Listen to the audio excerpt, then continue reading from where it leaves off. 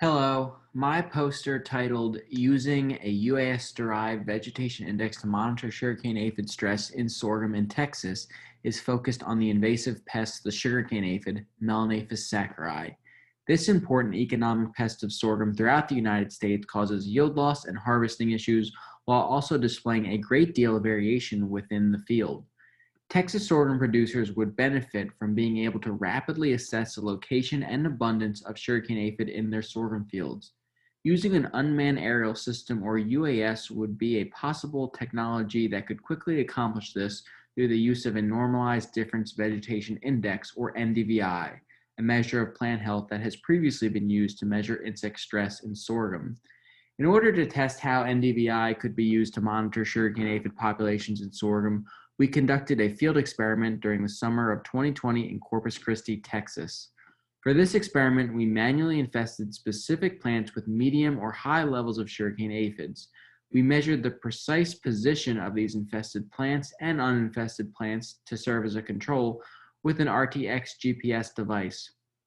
We monitored aphid numbers throughout the season by weekly counting aphids on infested and uninfested plants. In addition to weekly aphid counts, we used the DJI Phantom UAS platform to capture RGB and multispectral imagery to construct NGVI metrics from each weekly flight. We also measured yield at the end of the season from each plan where aphids were counted. With this experiment, we looked for the relationship between NDVI, aphid pressure, and yield using a regression analysis.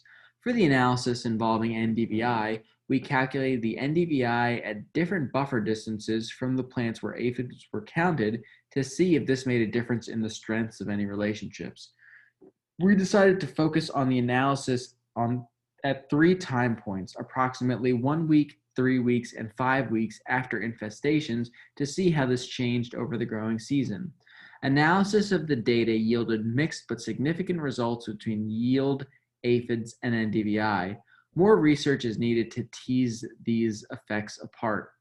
Our attempts to improve the analysis by measuring NDVI at different distances did not appear to provide any major improvements. These relationships also did change as the season progressed. In conclusion, UAS-derived plant metrics for monitoring aphid populations will likely prove to be a key innovation for sorghum producers, but at this stage, growers should still be prepared to go out into their fields and check for aphids themselves. Thank you.